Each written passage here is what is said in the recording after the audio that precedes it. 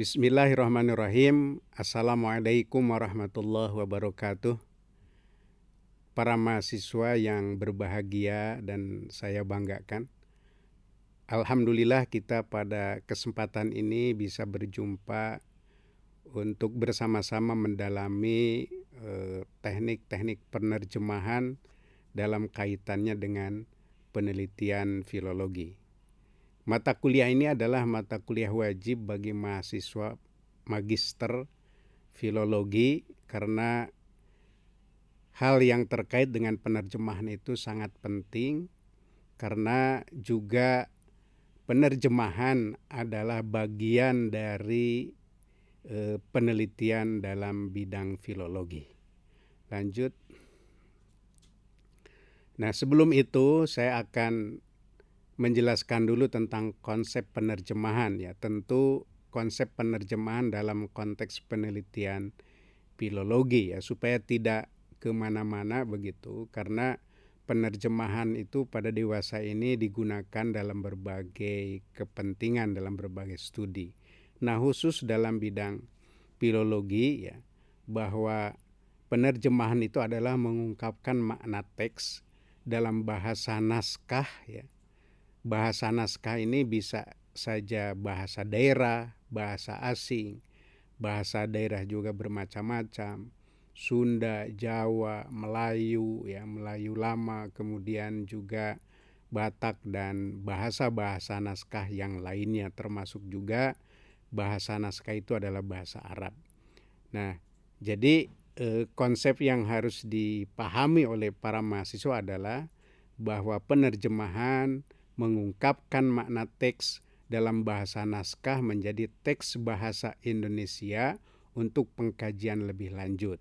Jadi secara khusus ya, bahwa teks-teks itu diterjemahkan ke dalam bahasa Indonesia untuk dilakukan pengkajian lebih lanjut lagi sesuai dengan konten dari teks itu. Bisa terkait dengan masalah politik, ajaran-ajaran agama, dalam agama juga banyak macamnya, mungkin fikih, tauhid, kemudian siroh atau sejarah nabi, sejarah para sahabat, dan yang lain-lainnya.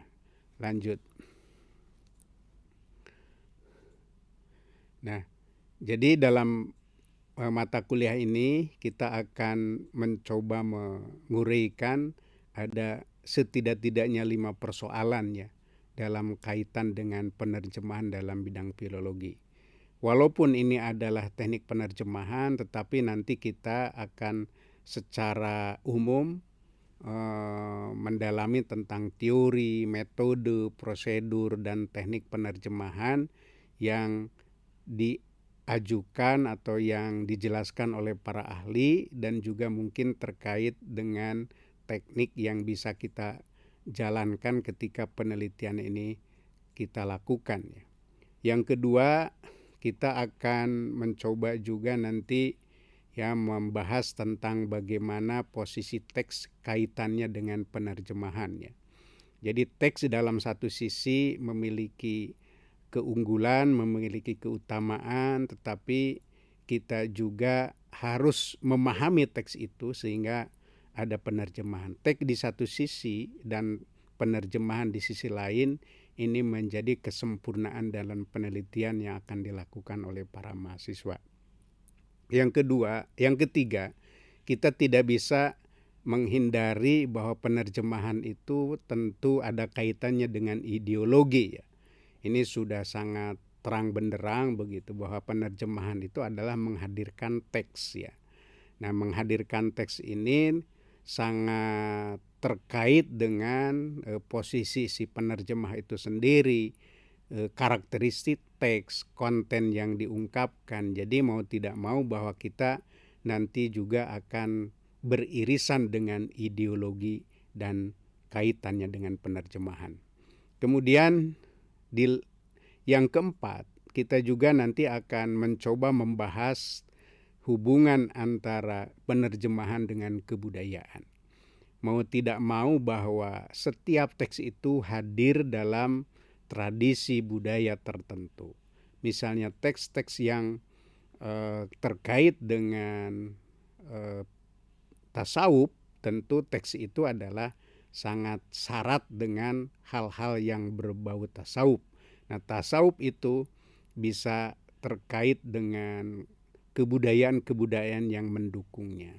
Demikian juga adalah teks-teks dengan karakteristik tertentu, karena tidak bisa sebuah teks itu hadir begitu saja. Dia itu hadir dalam lingkup atau dalam ruang lingkup budaya tertentu.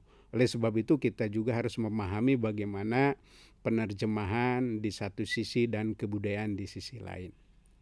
Kemudian kita juga tidak bisa menghindari harus juga memahami tentang kaitan antara penerjemahan dengan analisis wacana, ya. Karena teks itu adalah sebuah wacana, teks itu adalah berisi atau konten dari sebuah teks itu adalah wacana yang diungkapkan oleh penyusun atau pengarangnya. Nah, bagaimana kita masuk mendalami supaya lebih totalitas kita memahami sebuah teks itu, mau tidak mau adalah kita melakukan analisis wacana jika itu diperlukan, ya. Lanjut.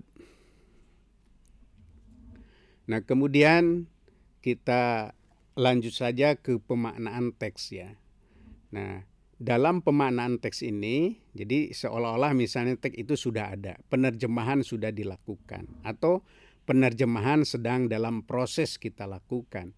Tentu dalam menentukan teks hasil terjemahan itu ada beberapa hal, ya, yang bisa dijadikan sebagai bahan untuk bisa kita melakukan penerjemahan sesuai dengan maksud dari penerjemahan itu, ya. Yang pertama adalah kita menggunakan tafsir atau penafsiran. Nah, ini adalah ada interpretasi, ya. Bisa jadi misalnya teks itu berbahasa Arab. Nah, tentu kita mau memahami teks itu ada nuansa-nuansa penafsiran di situ, ya. Walaupun secara khusus tafsir itu adalah digunakan secara terminologi untuk meninterpretasi teks-teks keagamaan, khususnya teks Al-Quran. Tetapi teks-teks lain juga kita tidak bisa menghindari untuk melakukan penafsiran.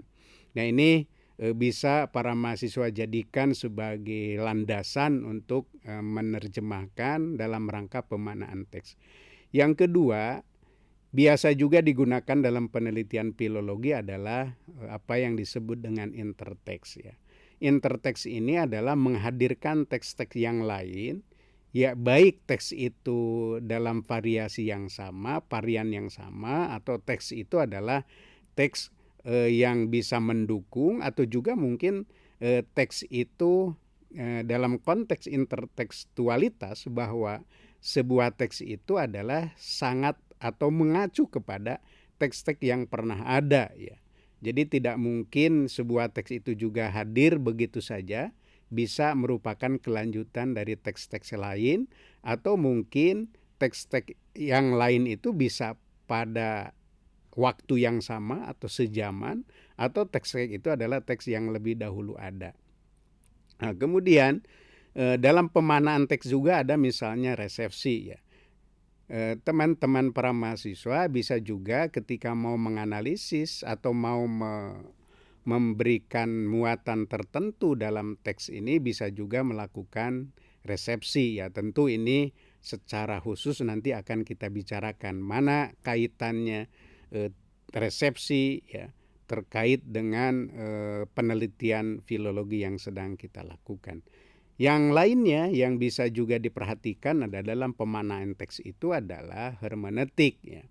Hermeneutik ini dalam kaitan dengan bagaimana teks itu, ya, bisa terkait dengan kata, kemudian prasa atau klausa, atau juga yang terkait dengan kalimat misalnya. Karena dalam konteks hermeneutik bahwa teks itu adalah sebagai sesuatu yang harus berbuat atau melakukan, teks itu harus hadir dalam kerangka memberikan makna yang jelas, ya, khususnya bagi pembaca. Kemudian yang keempat adalah bisa jadi, ya, dalam penelitian kita itu teks itu adalah didekonstruksi Artinya dekonstruksi teks itu bisa saja terjadi ya untuk apa? Untuk memberikan makna ya. Misalnya bagaimana teks-teks yang terkait dengan ideologi pada masa tertentu misalnya, kemudian kita teliti ya, dalam kaitan penelitian filologi, bisa jadi suatu saat bahwa kita mendekonstruksi ya teks itu dan kita memberikan alternatif makna baru begitu bagi teks itu. Ini banyak sekali ya, termasuk juga mungkin dalam teks-teks keagamaan gitu, karena pada zaman tertentu ditafsirkan oleh tafsir generasi awal ya, bisa jadi pada saat sekarang itu sudah tidak relevan lagi dan ada teks-teks yang ditawarkan sebagai makna baru dari sebuah teks itu. Lanjut. Ya. Nah, kemudian berikutnya misalnya ini saya mengambil saja sebagai salah satu contoh, kita nanti akan dalami lagi terkait dengan bagaimana pemaknaan teks ini. Misalnya tentang resepsi ya. Makna teks itu ditentukan oleh pembacanya. Misalnya pada saat tertentu teks itu hadir ya, kemudian teks itu dipahami, dibaca terus menerus begitu ya. Kemudian pada saat sekarang ini para pembaca memahami teks itu sedemikian rupa ya, mungkin saja dalam zaman tertentu itu ada perbedaan. Misalnya di budaya atau di zaman tertentu memahami sebuah teks itu dengan makna A, bisa jadi pada beralih zaman itu bisa A aksen atau A pangkat 2 misalnya dan seterusnya ya. Ini menunjukkan bahwa teks itu dinamis ya. Teks itu dinamisnya itu disebabkan oleh dinamika dari pembacanya. Nah, bisa jadi misalnya ini terutama misalnya terhadap teks-teks yang terkait dengan mungkin saja teks yang terkait dengan politik ya, dengan peristiwa-peristiwa tertentu, dengan kisah-kisah tertentu, atau juga mungkin teks-teks yang secara khusus berkaitan dengan karya sastra ya. Ketika ditafsirkan atau dimaknai pada zaman tertentu, kemudian orang mengulasnya, bisa jadi sangat berbeda dengan hari ini ya. Termasuk juga dalam teks-teks keagamaan. Bisa jadi para cendekia atau para intelektual zaman tertentu memahaminya teks ini dengan A. Nah, sekarang karena perkembangan teknologi dan ilmu pengetahuan, bisa jadi misalnya teks itu dipahami sesuai dengan kondisi zamannya. Oke, nah secara khusus nanti akan kita bicarakan bagaimana penerjemahan ya kaitannya dengan resepsi untuk memberikan pemaknaan terhadap teks. Berikutnya adalah penerjemahan memahami sesuai dengan kemampuan dan pengetahuannya. Jadi si penerjemah itu, nah memahami teks sumber itu sesuai dengan kemampuan dan pengetahuannya, tidak bisa dipaksakan. Nah, ini para mahasiswa yang harus diperhatikan ya, ketika kalian menerjemahkan teks itu, maka kalian harus meningkatkan pengetahuannya. Jadi tidak hanya tertuju pada sesuatu yang sudah diketahui saja begitu. Karena ketika kita berusaha untuk mencari tahu hal yang baru, pasti itu adalah ada hal yang baru ya. Sehingga ini penerjemah ini adalah sangat penting begitu untuk meningkatkan kemampuannya. Kemudian pembaca terjemahan teks sasaran memberikan makna lagi, jadi bertingkat ya. Jadi ketika kita sebagai peneliti terhadap teks, kemudian hasilnya adalah menerjemahkan dan outputnya adalah teks terjemahan yang kita buat itu kemudian dipahami lagi oleh pembaca. Nah, maka ada makna lain lagi, ada makna baru lagi, tentu akan bertingkat. Bisa makna itu adalah memperkuat kita, bisa juga bahkan mungkin mendekonstruksi seperti yang saya sampaikan tadi. Itu barangkali. Lanjut. Nah, kemudian ini dalam konteks hermeneutika ini adalah perlu juga diperhatikan ada beberapa asumsi ya. Misalnya adalah dalam kaitan dengan hermeneutik ini manusia adalah self-interpreting being. Artinya setiap kita secara individu secara bebas bisa menginterpretasi ya, bisa menafsirkan apapun siapapun begitu ya. Tidak terbatas pada kaum cendekia saja ya, tetapi mungkin orang-orang common sense begitu, orang-orang awam saja bisa memberikan penafsiran atau memahami, menginterpretasi apa yang kita lakukan. Kemudian dalam hermeneutik juga adalah manusia itu terbentuk oleh sejarah dan bahasa ya. Nah, jadi kalau sejarah ini terkait dengan waktu ya. Jadi manusia ini dia berada pada waktu tertentu, pada tempat tertentu. Tidak ada manusia yang tidak terkait dengan tempat dan waktu. Nah, kemudian manusia juga selain sejarah adalah ditentukan juga dibentuk oleh bahasa ya. Nah, ini makanya sangat penting ya, bahasa itu kan bisa disebut sebagai bahasa adalah menunjukkan bangsa ya. Nah, bahasa ini juga menentukan siapa orang itu bagaimana, karena karakteristik seseorang itu bisa ditentukan oleh bahasanya, atau bahasa itu juga bisa menentukan karakteristik seseorang. Kemudian manusia itu sifatnya dialogis, dialektis, artinya mempertanyakan sesuatu yang sudah dia dapatkan terus menerus begitu.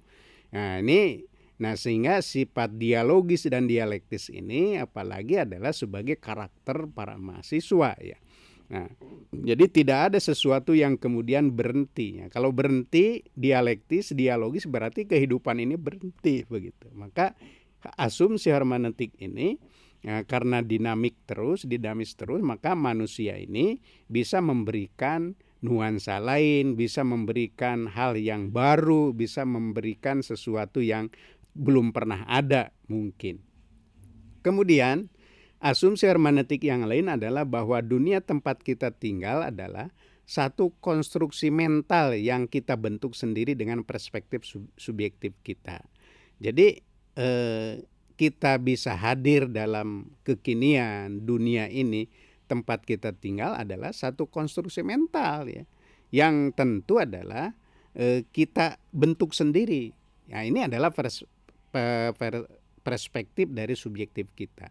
Jadi kalau misalnya kita nanti menerjemahkan teks tertentu ya, para mahasiswa punya kebebasan, para mahasiswa ketika melakukan penelitian, penerjemahan itu sesuatu yang memang bisa dipertanggungjawabkan, karena jangan sampai misalnya penerjemahan itu dilakukan tetapi hanya mengulang-ulang yang sudah ada. Kalau itu adalah tidak ada kebaruan ya.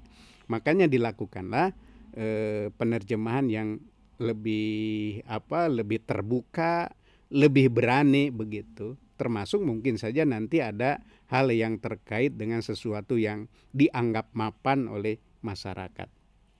Kemudian asumsi hermeneutika yang lain adalah pemahaman kita tentang dunia ya.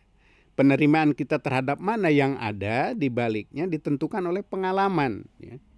Pengalaman yang kita miliki. Jadi kalau dia misalnya berada di dalam budaya tertentu, dalam pengalaman tertentu, itu sangat mempengaruhi ya. Kemudian semakin banyak teks-teks yang kita baca, maka pengalaman baca kita itu sangat mempengaruhi terhadap kualitas penerjemahan ya. Sehingga saya berharap para mahasiswa ini dalam rangka memahami atau menerjemahkan sebuah teks yang ada dalam naskah itu betul-betul bahwa itu penerjemahan yang bertanggung jawab begitu ya, bukan hanya mengalih bahasakan gitu ya, atau mengganti kata tertentu ya, dengan kata dalam bahasa Indonesia tidak seperti itu.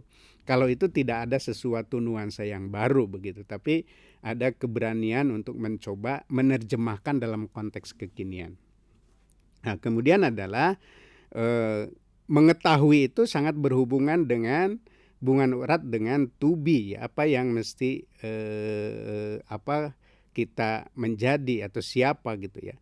Jadi pengetahuan orang itu sangat erat kaitannya dengan siapa dia itu ya. Nah, kalau misalnya dia biasa hidup di lingkungan istana mungkin ya, maka karya-karya seorang sastrawan itu akan terkait dengan puja-puji mungkin terhadap istana ya, terhadap para pujangga itu akan berbicara tentang persoalan-persoalan yang menyangkut keutamaan.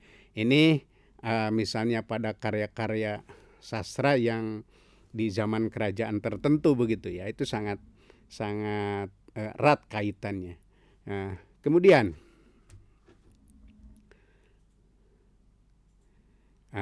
ini ada beberapa yang harus kita perhatikan. Bisa saja bahwa terjadi sebuah dekonstruksi teks ya. Ini dasarnya adalah misalnya Derrida mengatakan bahwa bahasa adalah teks tertulis ya. Nah, mau tidak mau teks tertulis itu ya itu adalah bahasa. Karena ini berbeda dengan ahli lain mengatakan bahwa bahasa adalah tuturan atau suara. Nah, dua hal ini tentu berseberangan ya. Padahal dalam teks yang kita teliti bisa jadi bahwa teks tertulis itu adalah berawal dari teks yang tuturan, teks lisan begitu. Teks lisan disalin, ditulis. Kemudian makanya penting sekali nanti mengidentifikasi dan mendeskripsikan naskah ya.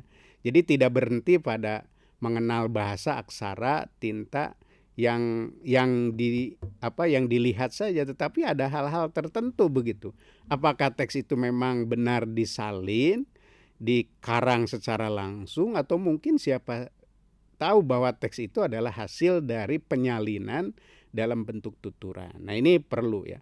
Mengapa? Karena suatu saat bisa jadi bahwa teks-teks itu bisa didekonstruksi begitu ya.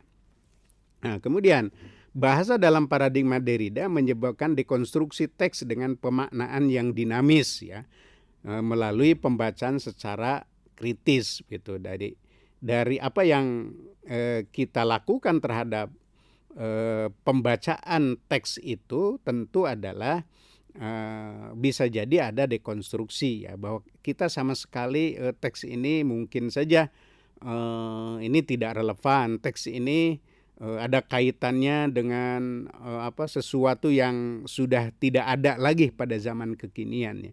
Nah, itu bisa terjadi dan oleh sebab itu harus diperhatikan betul-betul. Nah, paradigma Derrida lain adalah juga sangat bermanfaat untuk penerjemahan teks sastra ya. Bagaimana dinamika sastra gitu ya, yang berkaitan dengan perjalanan hidup seseorang begitu ya. Ada tokoh utama di situ, kemudian tokoh-tokoh utama itu karakteristiknya punya karakteristik tertentu, sehingga bagaimana kita bisa menerjemahkan teks itu dalam bahasa yang bisa diterima ya oleh masyarakat kekinian. Kemudian penerjemahan teks lama ya, teks keagamaan juga ya seperti begitu ya.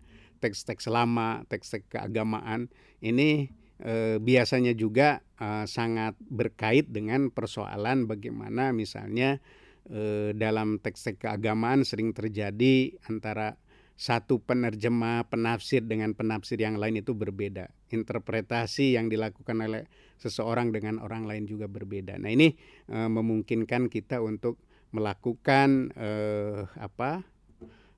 pengetatan terhadap penerjemahan ya. Jadi harus hati-hati begitu. Kemudian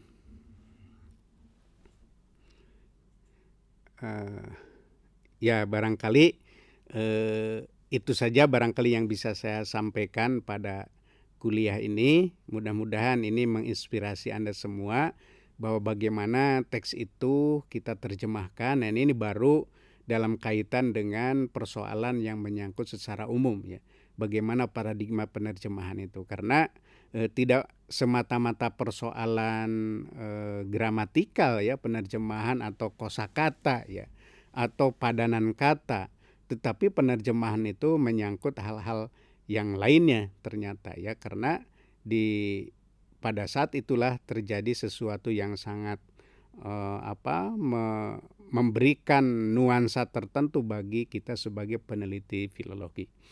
Selamat mencoba melakukan aktivitas penelitian Anda, dan mudah-mudahan apa yang saya sampaikan bisa dijadikan sebagai dasar untuk pengembangan perkuliahan di perkuliahan berikutnya. Itu saja. Terima kasih. Assalamualaikum warahmatullahi wabarakatuh.